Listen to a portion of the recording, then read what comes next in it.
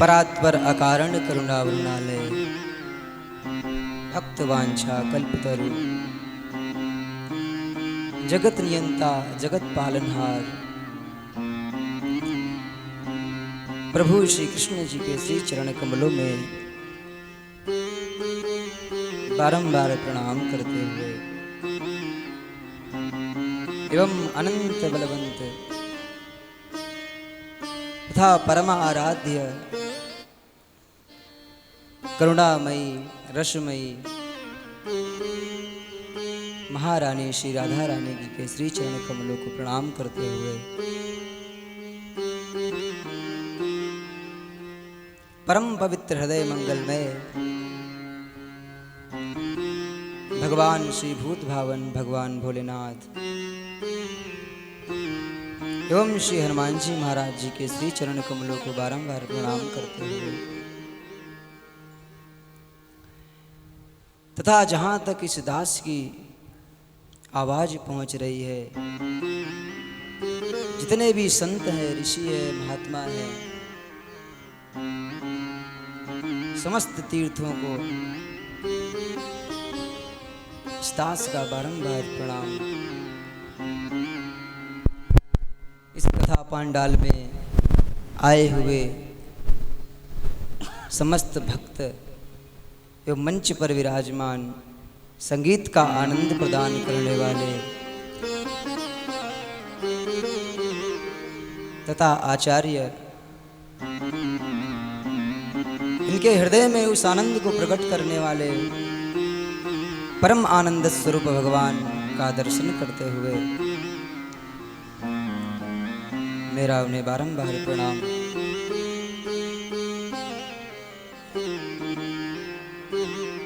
आज श्रीमद् भागवत कथा का द्वितीय दिवस है।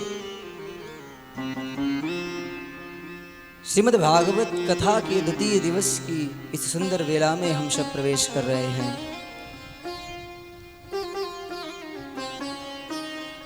क्योंकि जन्मांतरे भवेत् पुण्यम तदा भागवतम लभेत्।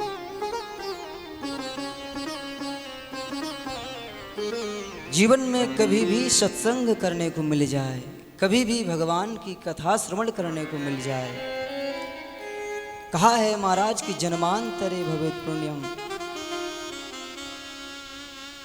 इस जन्म के पुण्य से नहीं, बोले फिर कहते हैं अनंत जन्म के जो पुण्य है ना, कुछ हमने अच्छा किया है, कुछ हमारे पितरों की कृपा है, तब जाकर के हमें ये सुंदर अवसर प्राप्त हो रहा है। कल की सुंदर कथा में आप सबने श्रीमद् भागवत कथा के महात्म्य की चर्चा, हालांकि समय कम होने के कारण हमने संक्षिप्त रूप से श्रवण किया था।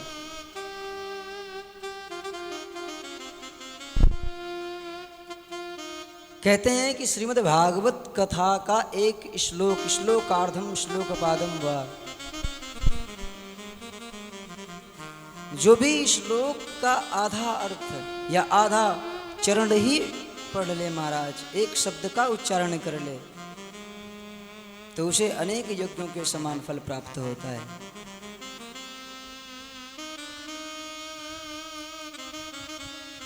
कल की कथा बड़ी सुंदर हम श्रवण कर रहे थे कि भक्ति माँ कहती है कि इस धराधाम को छोड़ करके मैं चली जाऊंगी।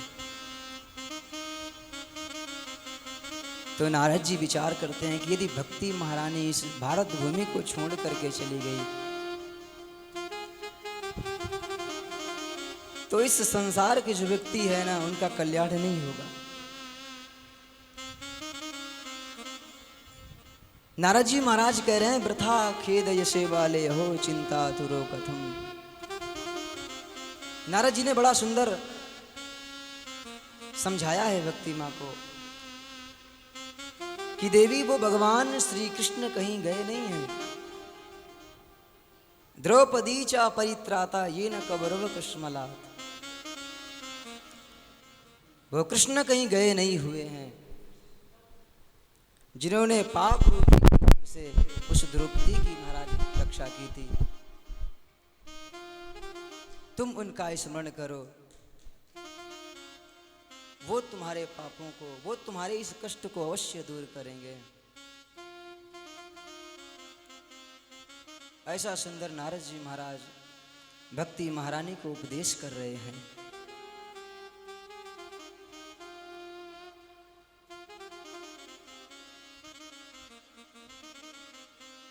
भक्ति को श्रवण कराते हुए महाराज समझाते हुए नारद जी महाराज बताते हैं,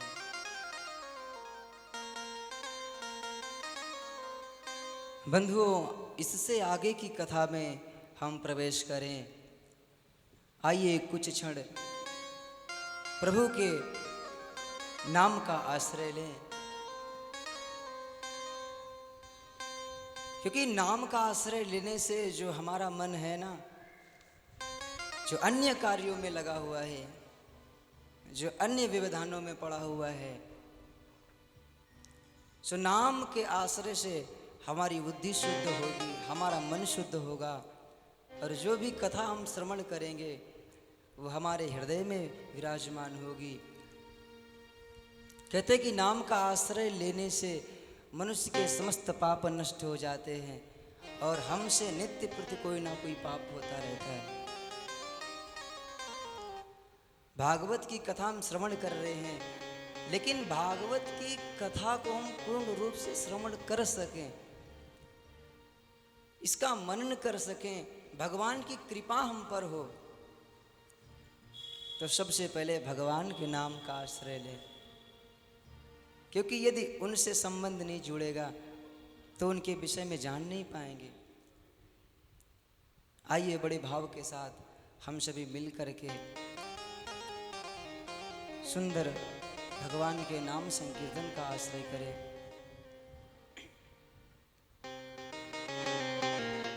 जय राधे राधे गोविंद गोविंद राधे, जय राधे राधे गोविंद गोविंद राधे, जय राधे राधे गोविंद गोविंद राधे, जय राधे राधे गोविंद गोविंद राधे। गोविंद राधे गोपाल राधे, गोविंद राधे गोपाल राधे, गोविंद राधे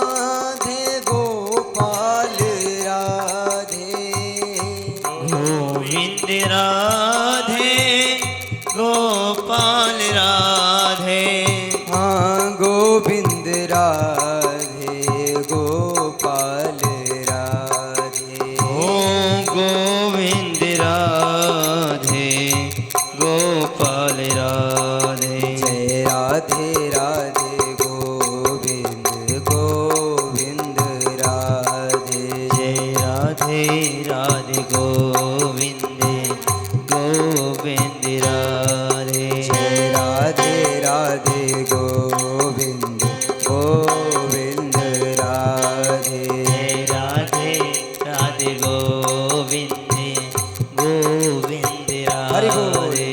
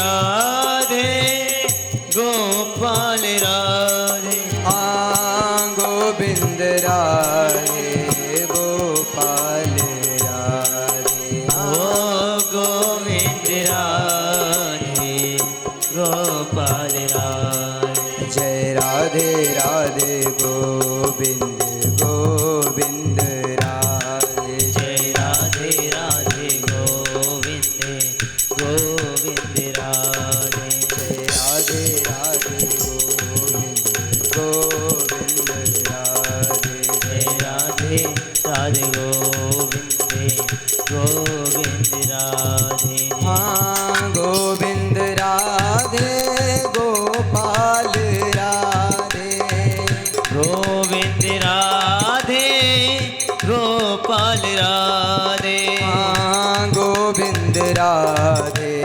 गोपाल राधे ओ गोविंद राधे गोपाल राधे जय राधे राधे गोविंद गोविंद राधे जय राधे राधे गोविंद गोविंद राधे जय राधे राधे गोविंद गोविंद राधे जय राधे राधे गोविंद गोविंद राधे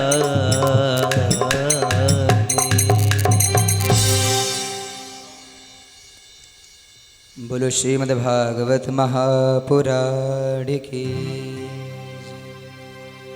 श्री वृंदावन बिहारी लाल की जय श्री राधा रानी सरकार की जय।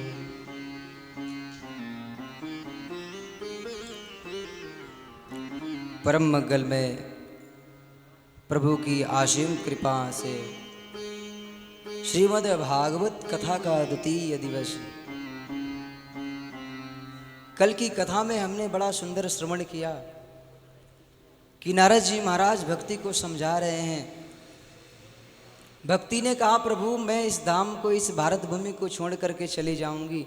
नारद जी ने कहा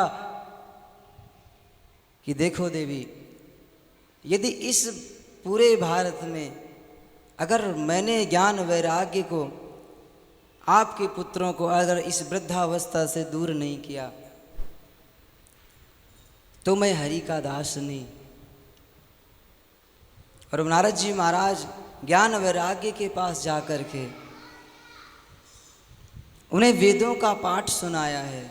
गीता पाठेर मुहुर्मुहु, गीता का पाठ सुनाया है, वेद उपनिषदों का पाठ सुनाया। लेकिन नारद जी महाराज फिर भी असफल रहे। नारद जी ने इतना प्रयास किया लेकिन फिर भी ज्ञान वैराग्य की वृद्धावस्था दूर नहीं हुई। नारद जी महाराज को चिंता होने लगी कि जितने भी शास्त्र हैं, वेद हैं, इन सबको मैंने इनको सुनाया है, और अगर इन सबको श्रवण कराने के बाद भी यदि इनकी वृद्धावस्था दूर नहीं हुई, इनकी जरावस्था दूर नहीं हुई, अब मैं क्या करूं। अब तो नारद जी महाराज चिंतित हो गए। तो नारद जी महाराज विचार करने लगे, अब मैं क्या करूं, क्योंकि जितने शास्त्र हैं, जितने पुराण हैं, इन सबको मैंने इन्हें सुनाया है।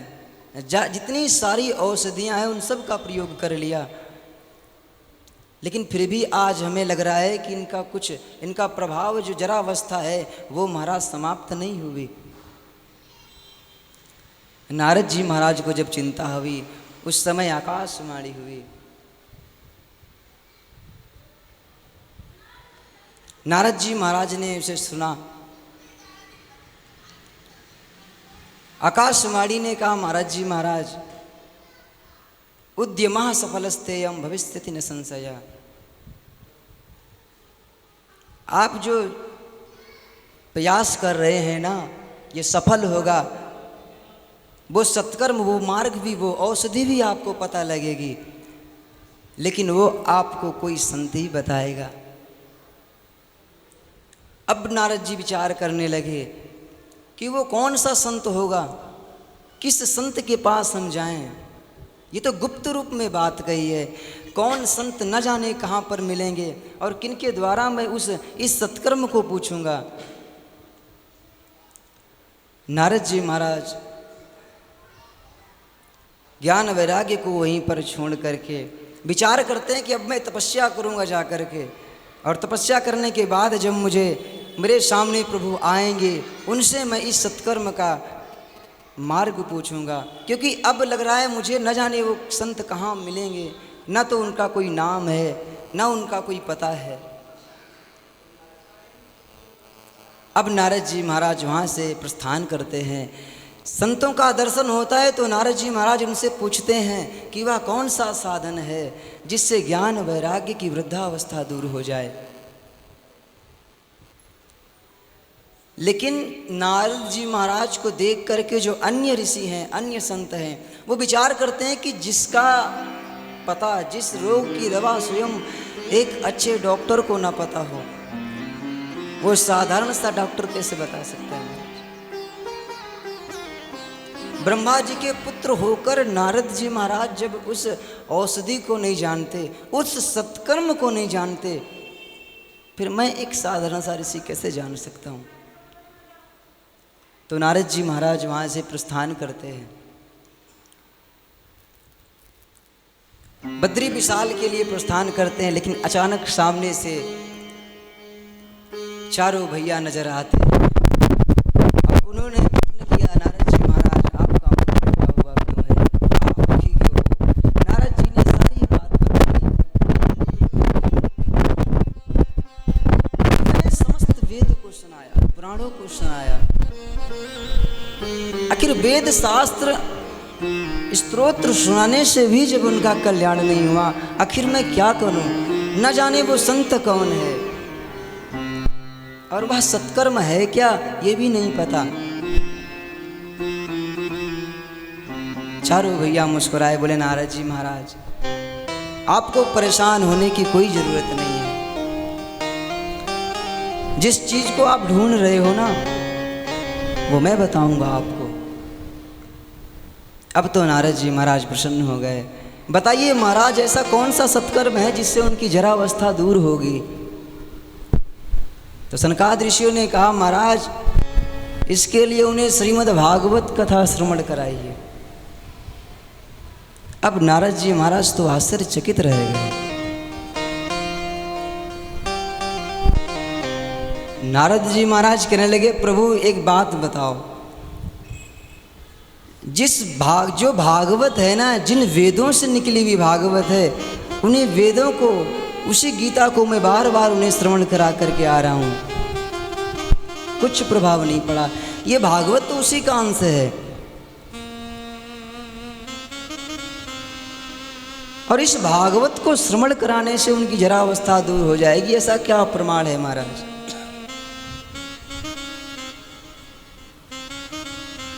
अब महाराज सनकादिक ऋषि ने कहा, नारद जी महाराज भागवत कथा श्रवण करने से ही उनकी वृद्धावस्था दूर हो जाएगी, इसमें कोई संशय नहीं है।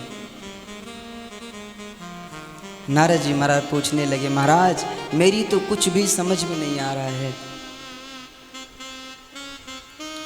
अब उस समय महाराज सनकादिक ऋषियों ने नारद जी महाराज को समझाया है कि देवर्षि नारद, चिंता करने की कोई बात नहीं है। ये भागवत कथा वेदों से ही निकली हुई है, उसी का सार है। लेकिन वेदोपनिषदाम सारा जाता भागवती कथा, अत्युत्तमा ततो भाति प्रथा भूता फलाकृति। हालांकि ये वेदों से निकला हुआ ही उनका फल है, उसका सार है। लेकिन एक बात याद रखिए नारद जी महाराज, किसी वृक्ष की बात करें तो वृक्ष को खाने से या वृक्ष की लता और पत्ते खाने से वो स्वाद नहीं पता चलता। जो वृक्ष के फल में रस है, वो रस जो है वृक्ष की पत्ते और लता, उसका हमारा स्वादन करने से नहीं प्राप्त होता। यदि उस रस को पता करना है तो उस फल को ही खाना पड़ेगा। हालांकि फल उत्पन्न उस वृक्ष से ही होता है, लेकिन कोई सोचे कि जा करके हम उस पेड़ को ही खाने लग जाएं, तो जो फल का रस है वो मुझे वृक्ष से प्राप्त हो जाए, तो क्या वृक्ष से फल वो रस प्राप्त हो सकता है? इसी प्रकार गन्ने के रस से महाराज जितने पदार्थ बनते हैं, जितनी चीजें बनती हैं, अगर मिठाई बनाते वक्त गन्ने का रस डाल दिया जाए तो क्या उस रस से मिठाई बन सकती है? नहीं बन सकती। लेकिन उसी रस से जब महाराज शक्कर बनाई जाती है, चीनी बनती है, तो उसी से अनेक मिष्ठान पदार्थ बनाए जाते हैं। कहने का भाव यह है कि जिस वृक्ष से भागवत प्रकट हुई है, ये उस वेद रूपी वृक्ष का फल है, और उसी महाराज इसी फल से उनकी वृद्धावस्था दूर हो जाएगी नारद जी, इसमें कोई संशय नहीं है। कहने का भाव यह है कि नारद जी महाराज को सौनकादि ऋषियों ने बड़ा सुंदर उपदेश दिया। बोले नारद जी, श्रीमद् भागवत कथा से निश्चित उनकी वृद्धावस्था दूर होगी, आप उन्हें श्रीमद् भागवत की कथा सुनाइए।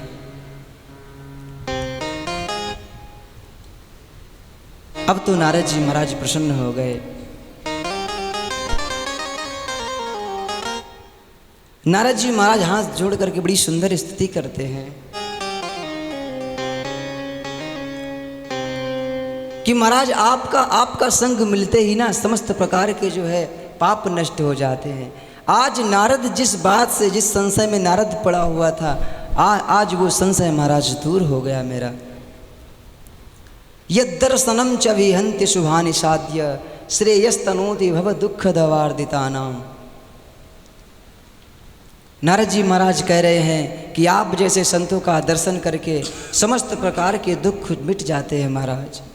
भाग्योदयेन बहुजन्म समर्जितेन शतसंगमं च लभते पुरुषो यदा वै। यदि कोई पुरुष आप जैसे संतों का संग कर ले, यदि एक क्षण का भी सत्संग प्राप्त कर ले, तो जो अज्ञान रूपी अंधकार है वो सब नष्ट हो जाता है महाराज। और रही भागवत कथा श्रवण करने की बात, तो भागवत की कथा मैं आपसे ही श्रवण करूंगा। इस कथा को आप ही मुझे श्रवण कराओ। अब चारों भैया के साथ मिलकर के नारद जी महाराज सुंदर आनंद नाम के तट पर आए हैं। गंगा जी के किनारे सुंदर आसन बना करके, सुंदर मंच बना करके उन चारों भाइयों को विराजमान किया है और सुंदर महाराज श्रीमद् भागवत कथा की महिमा को आरंभ किया।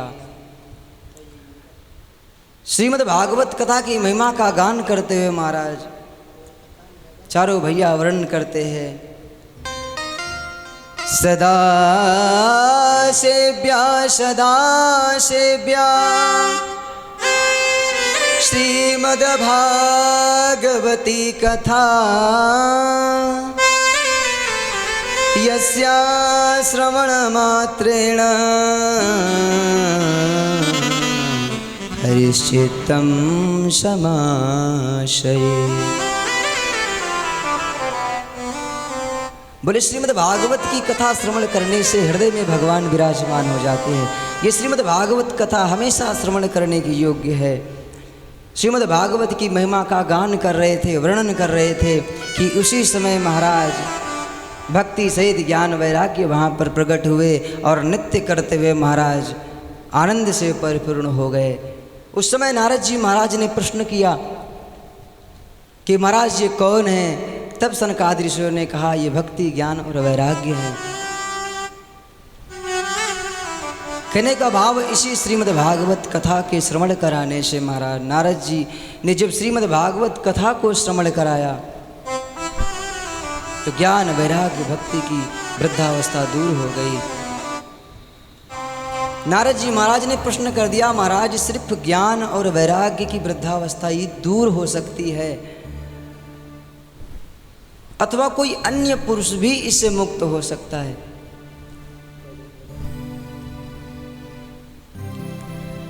महाराज हम जानना चाहते हैं कि ये मानवः पाप कृतस्तु सर्वदा। आजकल मनुष्य हमेशा निरंतर पाप करता रहता है।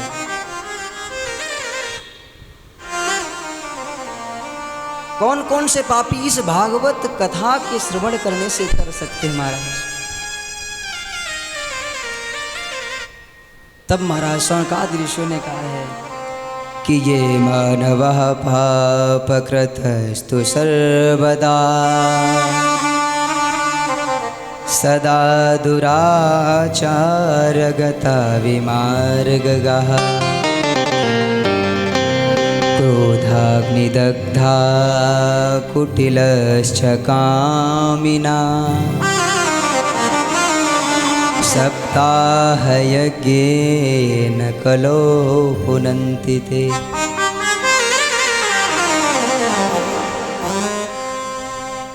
कुमारों ने कहा नारद जी महाराज मनुष्य के तरने की बात छोड़ दो महाराज। ये मानवः पाप कृतस्तु सर्वदा, जो मनुष्य दिन भर दिन रात पाप करता रहे, नित्य प्रति महाराज पाप करता रहे, पाप के सिवाय उसका दूसरा कर्म ही ना हो, सदा दुराचार गता विमार्गगा, और महाराज हमेशा कुमार्ग पर चलने वाला हो, निरंतर पाप कर्म करने वाला हो, क्रोधी हो, कुटिल हो, कामी हो, कैसा भी हो महाराज। और इतना छोड़ दो, मरने के बाद यदि उसे कोई दुर्गति प्राप्त हो जाए, दुर्गति को प्राप्त हुआ जीव भी भागवत कथा के श्रवण करने से मुक्त हो जाता है। कुमारों ने कहा महाराज ये मैं नहीं कह रहा हूं, सत्य घटना है, उसे भी मैं आपको श्रवण करा रहा हूं। नारद जी ने पूछ दिया महाराज ऐसा कोई प्रमाण है? बोले हाँ महाराज। तब महाराज गोकर्णोपाख्यान की कथा को श्रवण कराते हुए शौनकादि ऋषियों ने कहा अत्र ते कीर्तिष्यामः इतिहासं पुरातनम् यस्या श्रवणमात्रेण पापहानि प्रजायते। तुंगभद्रातटे पूर्वं भूत्मपास्ननमोत्तमम्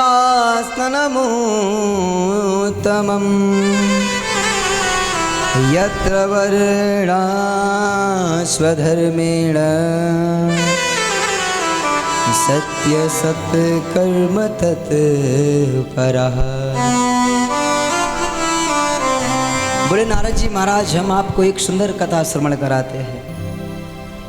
तुंगभद्रा तट के महाराज तट पर एक अनुपम नाम का नगर बसा हुआ था। वहां पर एक पंडित जी रहते थे, उनका नाम था आत्मदेव। और नारद जी महाराज वो आत्मदेव जी विद्वान थे। अगर विद्वता में बात की जाए तो दूसरे सूर्य के समान थे। उनके घर में धन भी बहुत था, ऐश्वर्य की महाराज कमी नहीं थी, सब कुछ था। उनकी पत्नी का नाम था धुंधली। सब कुछ होते हुए लेकिन वो महाराज पंडित जी सिर्फ एक ही बात से दुखी रहते थे कि उनके यहाँ कोई भी संतान नहीं थी। एक बार बड़ी ग्लानि हुई, विचार करने लगे कि मैं जो भी वृक्ष लगाता हूँ ना कोई फल आता है, अगर गाय पालता हूँ तो वह भी बांझ हो जाती है। यदि मेरा जीवन इतना ही नीरस है, इतना ही व्यर्थ है, तो इस जीवन को लेकर के मैं करूँगा क्या? नारद जी महाराज मन में बड़ा कष्ट हुआ। तो ब्राह्मण देवता उठ करके आज घर का त्याग करके वन की ओर चल दिए कि अब घर वापस नहीं आऊंगा। कुछ दूर जाने के बाद थकावट होने के बाद में एक सरोवर पर महाराज रुक करके जल ग्रहण किया और एक वृक्ष के नीचे बैठ करके रो रहे हैं, नेत्रों में अश्रुपात हो रहा है। उस समय एक संत आए। सौनकादि ऋषि कहते हैं, नारद जी महाराज, जब एक संत आए, संत ने हस्त प्रक्षालन किया, जल ग्रहण किया और संत ने दूर से देखा कोई ब्राह्मण है और आज ये दुखी है। क्योंकि जब हमारे जीवन में कोई दुख हो और अगर संत की दृष्टि हम पर पड़ जाए तो वो हमारे दुख का कारण जो है, हमारे दुख का जो कारण है उसे महाराज शून्य करते हैं, प्रयास करते हैं कि इसका दुख दूर हो जाए, क्योंकि संत का जीवन ही इसलिए है। संत आए, संत उनके पास जा करके पूछा, हे ब्राह्मण देवता, आप किस लिए उदास हो, क्या हुआ? तो ब्राह्मण देवता संत के चरणों में माथा रख करके रोने लगे। सारा वृत्तांत बताया, महाराज सब कुछ है, धन है, वैभव है, पत्नी है, पर महाराज मुझे कोई संतान नहीं है, और जब संतान नहीं है तो इस जीवन को लेकर के मैं करूंगा क्या?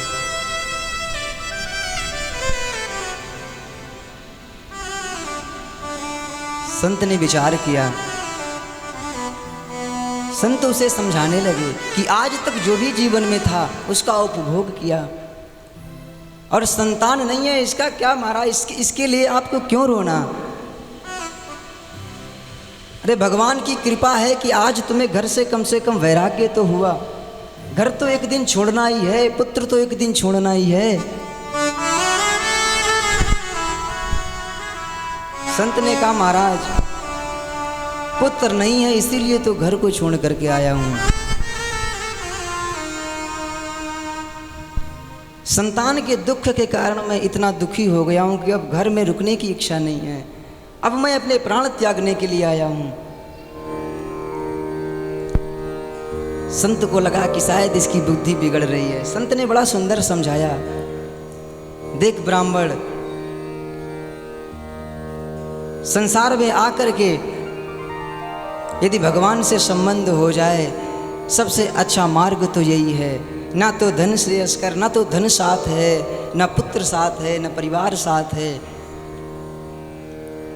और तू जिस पुत्र की चिंता कर रहा है, क्या ये क्या पता है तुझे कि पुत्र प्राप्त हो जाए तो तू सुखी हो जाएगा? काश अगर तुझे पुत्र मिल भी जाए तो इसमें क्या गारंटी है कि तेरा दुख दूर हो जाएगा?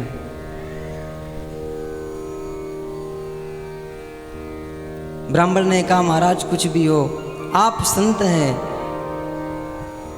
आप मुझ पर कृपा करें कि मुझे पुत्र प्राप्त हो। संत ने समझाया कि महाराज ऐसा दुराग्रह मत कर।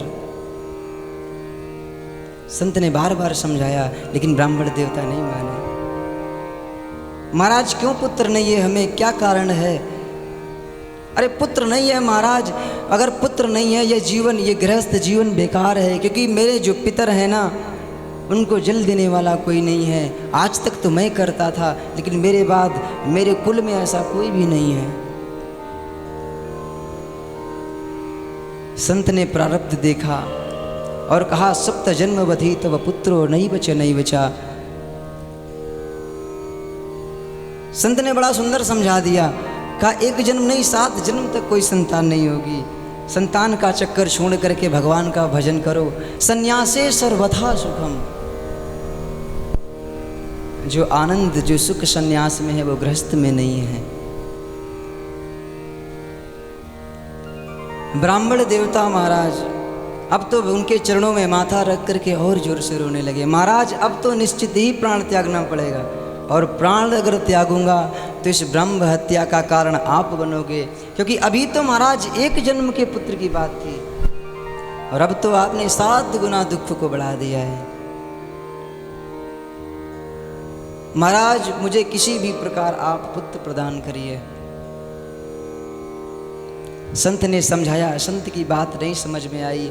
अपनी झोली से एक फल निकाला, फल को दिया और बोले, जाओ जा करके अपनी पत्नी को देना, इससे उसे सुंदर पुत्र की प्राप्ति होगी। लेकिन हाँ, यदि वो सत्य, शौच, दया, दान, धर्म इत्यादि का ध्यान रखती है तो पुत्र और भी सुंदर होगा। ब्राह्मण देवता प्रसन्न हुए, उस फल को लाकर के अपनी पत्नी को दिया। संत का प्रसाद लाकर के जब पत्नी को दिया तो पत्नी ने प्रसाद का परित्याग किया, उस प्रसाद को ग्रहण नहीं किया, हालांकि गाय को खिला दिया और अपने पति से कह दिया कि मुझे फायदा हो रहा है महाराज।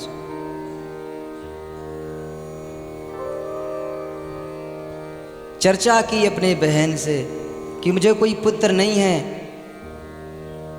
ये फल लेकर के महाराज आए हैं, न जाने किस संत ने दिया है, ये फल खाऊंगी तो गर्भवती हो जाऊंगी, गर्भवती होने पर बड़ा कष्ट होता है, कौन सेवा करेगा, घर का काम कौन करेगा। क्योंकि जैसी मति थी वैसे ही विचार आ रहे हैं।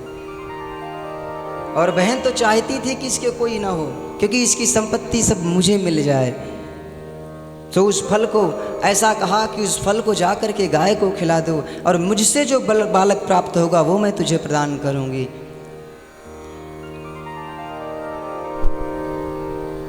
कहने का भाव, मूर्ख और शंख जो है ना दूसरे के फूकने पर बचते हैं।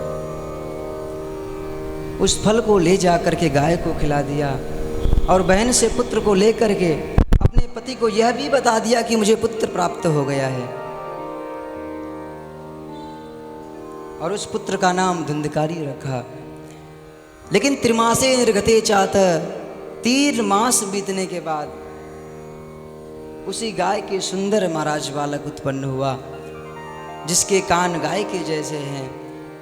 तो गोकर्ण जी महाराज का नाम संस्कार करते हुए उनका नाम गोकर्ण रखा, क्योंकि कान जो है उनके गाय के समान है। लेकिन भगवान की कृपा ऐसी है कि संत का प्रसाद है ना, कियत कालीन तो जातो तरुणोत नयाब हो, गोकर्णः पंडितो ज्ञानी धुंधकारी महाखला।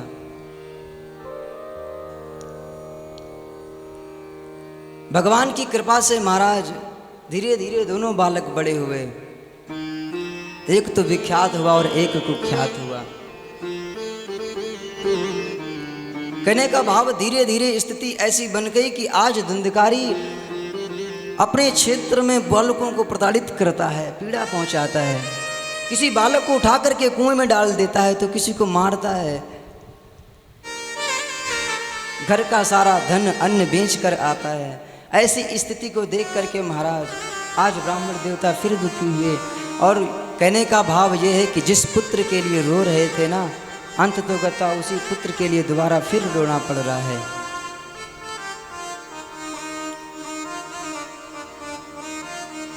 माथा पकड़ करके आज घर छोड़ करके महाराज जा रहे हैं। गोकर्ण जी विद्वान है। गोकर्ण जी की जब दृष्टि पड़ी तो गोकर्ण जी ने पिता को अपने पास बुलाया। संसार का नियम है कि जिस चीज के लिए हम प्रयास करते हैं, रोते हैं, वो चीज हमें कष्ट देती है। एक दिन वो था कि पुत्र के लिए रोना था और आज पुत्र है, और पुत्र है किस लिए? इसलिए महाराज रोना है क्योंकि पुत्र के कर्म के कारण दुखी है। वन छोड़ते महाराज घर को छोड़ते हुए जब वन की तरफ जाते हुए देखा तो गोकर्ण जी ने पास में बुलाया और बड़ा सुंदर उपदेश दिया कि पिताजी, जिस चीज को आप अपना समझ रहे हो ना, वो अपना नहीं है। जिस पुत्र के लिए आप प्रयास कर रहे हो, जिस पुत्र की इच्छा, जिस पुत्र को देख करके आप जी रहे थे, आज वही पुत्र आपको कष्ट दे रहा है। देहन समान सरुद्रे विमतिम त्यजत्तम जाया सुता सुधा ममताम विमुंच। जिन संसार के रिश्तों को आप अपना समझ रहे हो, जिन संसार के महाराज लोगों को आप अपना समझ रहे हो, वो अपने नहीं हैं। अरे परिवार की तो बात छोड़ दो, देहन समान सरुद्रे, जिस शरीर को आप लेकर के बैठे हो ना, ये पंचभौतिक शरीर भी आपका साथ नहीं देगा। ये मांस और रुधिर का पिंड है। और ये कब महाराज, अगर कोई हमारा अंग कट जाता है, अगर उसका ठीक से महाराज उसका इलाज ना कराया जाए तो स्वयं हमें महाराज उससे कष्ट होता है। हमारा अपना शरीर हमें कष्ट देता है। ये मांस का बना हुआ शरीर जो है महाराज जी स्वयं अपना नहीं है, तो जो दूसरों से आशा आप कर रहे हो वो कैसे प्राप्त हो सकता है। बड़ा सुंदर उपदेश देते हुए महाराज गोकर्ण जी कहते हैं कि संसार में कोई सुखी नहीं है। पिताजी आप पुत्र के लिए दुखी हो ना, अरे जो इंद्र पद को भी प्राप्त कर चुका है ना वो भी आज दुखी है। किसी को महाराज सुख प्राप्त नहीं है। न चेन्द्रस्य सुखम किंचिन ना सुखम चक्रवर्तिना सुखमस्ति विरक्तस्य मुनिरेकान्तजीविना।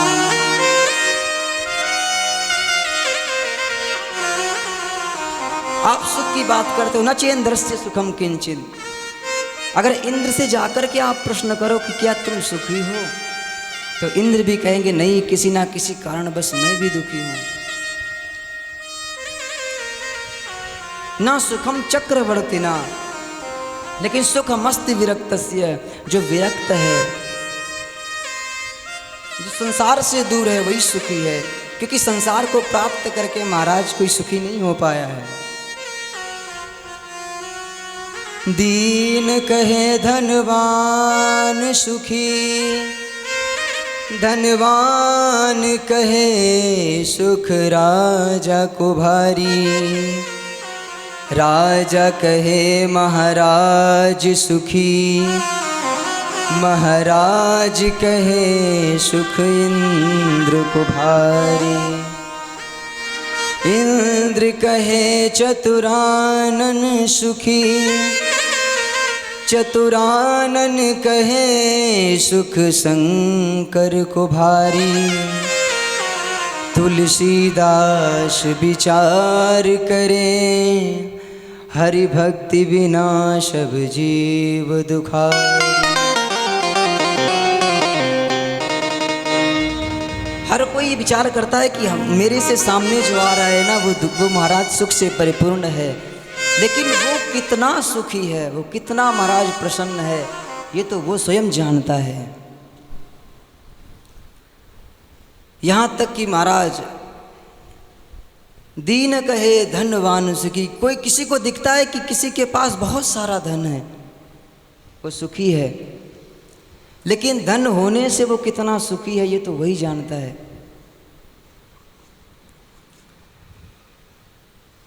और धनवान कहता है कि जिसे पद मिल गया है, प्रतिष्ठा मिल गई है, सम्मान मिल गया है, वो सुखी है। वो सुखी है ये तो वही जान सकता है कि वो कितना सुखी है महाराज।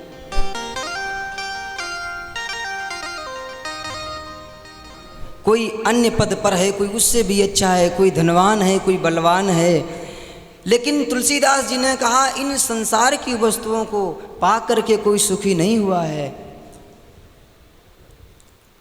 सुख तो सिर्फ महाराज वही है जिसने भगवान को प्राप्त कर लिया है, जिसने भगवान की भक्ति प्राप्त कर ली है, सुखी वही है। क्योंकि संसार को प्राप्त करके कभी कोई सुखी नहीं हुआ। और पिताजी आज तक आप पुत्र के लिए रो रहे थे, एक दिन आपने पुत्र के लिए प्राण त्यागने के लिए सोचा, और आज पुत्र है, ये पुत्र है क्यों इसलिए प्राण त्यागने जा रहे हो।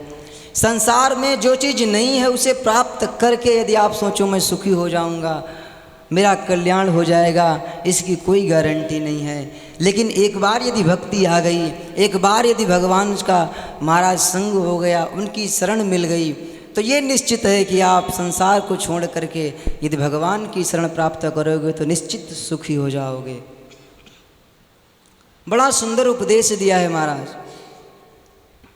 कि धर्मं भजस्व सततं त्यज लोकधर्मान् सेवस्व साधु पुरुषान् जहि काम तृष्णाम् अन्यस्य दोष गुण चिंतनमाशु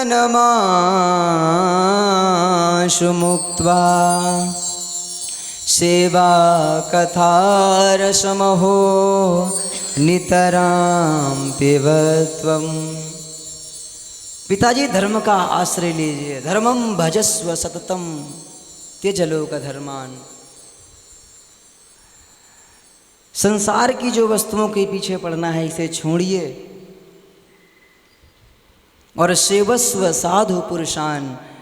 हमेशा आप अच्छे लोगों की संगत करिए। साधु यानी सज्जन पुरुष, क्योंकि यदि सत्संग करेंगे तो जीवन में महाराज भगवान से संबंधी चर्चाएं याद आएंगी।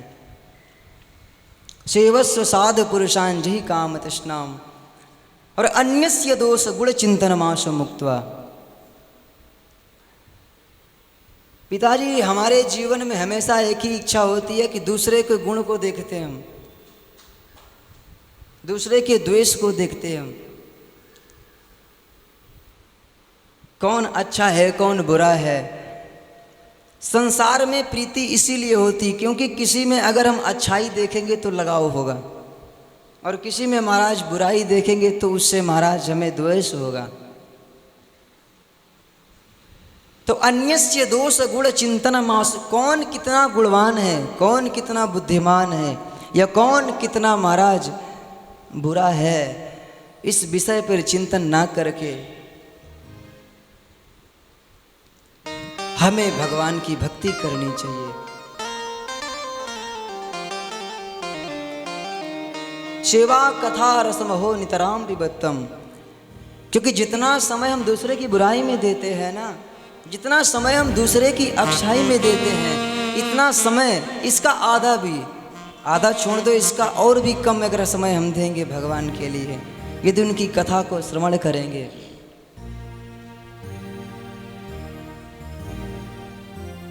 तो जब हमारे महाराज बिगड़े हुए काम है ना, जो हमारे बिगड़े हुए पूर्व जन्म के कर्म है ना और इस जन्म के है ना, वो सब महाराज समाप्त हो जाएंगे और भगवान से हमारा संबंध हो जाएगा। सेवस्व साधु पुरुषान। संतों की संगति करिए पिताजी। इस प्रकार बड़ा सुंदर महाराज उपदेश दिया है। क्योंकि साधु पुरुषों की संगति जो है ना, वो हमारे महाराज बिगड़े हुए मार्ग को शुद्ध कर देती है। हमारे बिगड़े हुए मार्ग को महाराज शुद्ध करती है और हमें उस नेक मार्ग पर ला करके प्रशस्त करती है। किसी के भी दोष गुण का चिंतन न करते हुए संतों की संगति ग्रहण करनी चाहिए। और संतों की संगति ग्रहण करने से क्या होगा?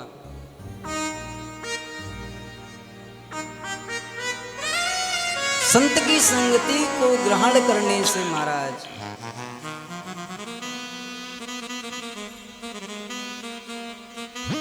उस प्रभु के, वो जो प्रभु है ना, उनके विषय में हमें जानकारी होगी। इसलिए संत का संग करना चाहिए। बड़ा सुंदर भाव है। संतन के संग लाग रे तेरी अच्छी बनेगी। संतन के संग लाग रे तेरी अच्छी बनेगी। संतन के संग लाग रे तेरी अच्छी बनेगी। संतन के संग लाग रे तेरी अच्छी बनेगी।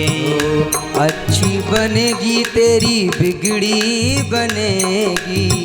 अच्छी बनेगी तेरी बिगड़ी बनेगी। हाँ, अच्छी बनेगी तेरी किस्मत जगेगी। अच्छी बनेगी तेरी किस्मत जगेगी। होय तेरो बड़ भाग्य रे तेरी अच्छी बनेगी। तन तन के संग लाग रे तेरी अच्छी बनेगी।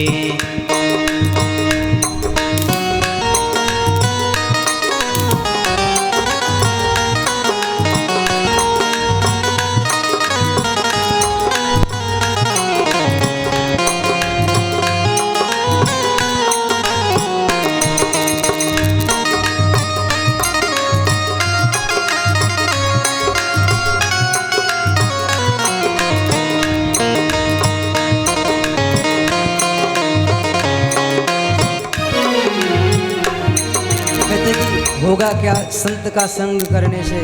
क्या प्रमाण है कि किसी की महाराज बिगड़ी बन गई हो, जब किसी ने भगवान के पद को प्राप्त कर लिया हो। बड़ा सुंदर भाव गाते हैं। ध्रुव जी की बन गई, प्रहलाद जी की बन गई। ध्रुव जी की बन गई, प्रहलाद जी की बन गई। ओ ध्रुव जी की बन गई, प्रहलाद जी की बन गई। ध्रुव जी की बन गई, प्रहलाद जी की बन गई।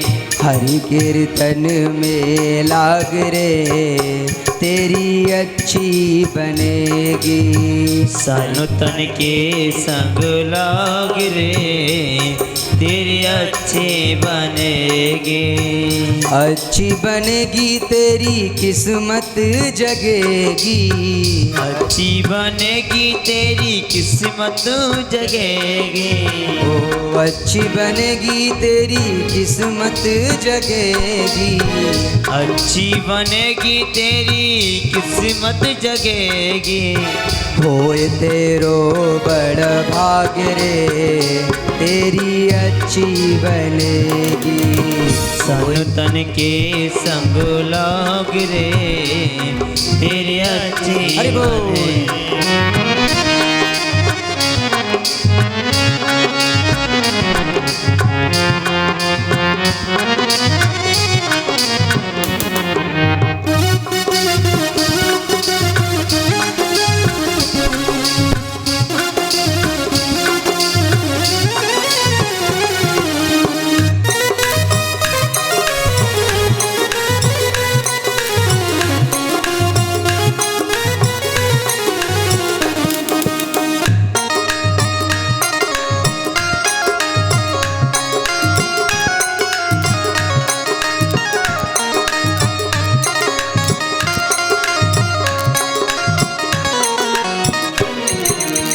कागा से तो है हंस बनावे। कागा से तो हंस बनावे। भक्त का भाव क्या है? कहते हैं कि काव्य को देखा है आपने, कितना काला होता है और हंस महाराज कितना सुंदर होता है। यानी हमारा हृदय जो है जिसमें अज्ञान भरा हुआ है, यदि संत की संगति करते हैं, यदि साधु की संगति करते हैं, तो हंस के जैसे हमारे विचार, यदि हमारा हृदय, हम स्वयं शुद्ध हो जाते हैं। कागा से तो है हंस बनावे। कागा से तो हंस बनावे। ओ कागा से तो है हंस बनावे। कागा से तो हंस बनावे। मिट जाए उर के दाग रे, हो मिट जाए उर के दाग रे तेरी अच्छी बनेगी। मिट जाए उर के दाग रे तेरी अच्छी बनेगी। अच्छी बनेगी तेरी बिगड़ी बनेगी। अच्छी बनेगी तेरी बिगड़ी बनेगी। संतन के संग लाग रे तेरी अच्छी बनेगी। संतन के संग लाग रे तेरी अच्छी बनेगी।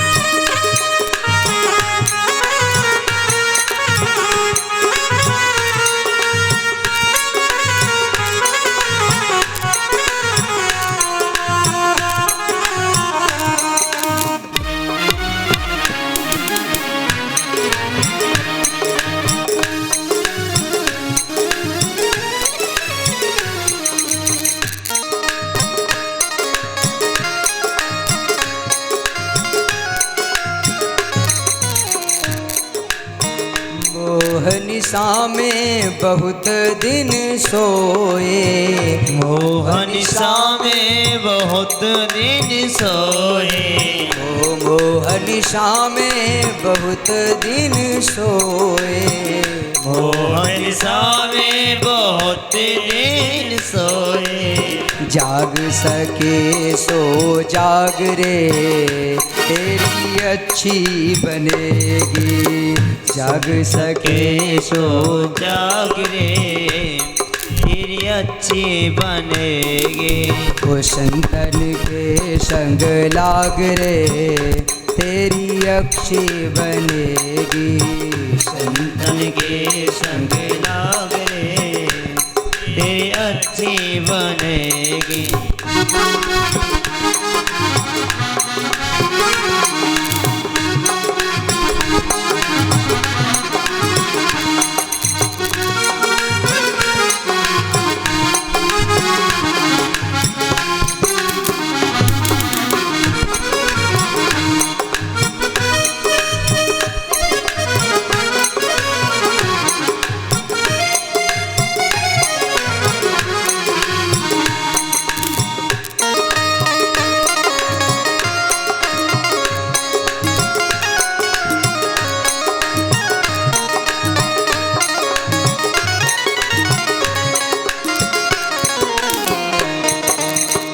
कहत कबीर सुनो भई साधो, कहे तु कबीर सुनो भाई साधो। अर्थात सज्जन पुरुष, सज्जन यानी जो अच्छे मार्ग पर चलने वाले, जिनको भगवान की कथा से प्रेम है, उनके लिए कहत कबीर सुनो भई साधो, कहते कबीर सुनो भाई साधो।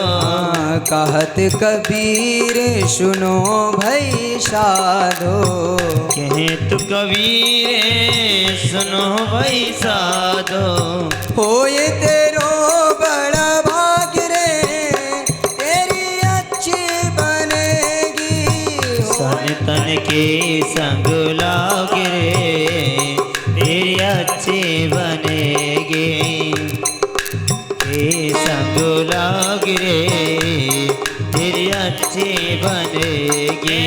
संतन के संग लाग रे तेरी अच्छी बनेगी, संतन के संग लाग रे तेरी अच्छी लगेगी, संतन के संग लाग रे तेरी अच्छी बनेगी, संतन के संत मिलन को चालिए, संत मिलन को चालिए, तज माया अभिमान यो यो पगे एक एक पगे आगे बढ़े, तो कोटन के समान संतन के संग लाग रे तेरी अच्छी बनेगी, संतन के संग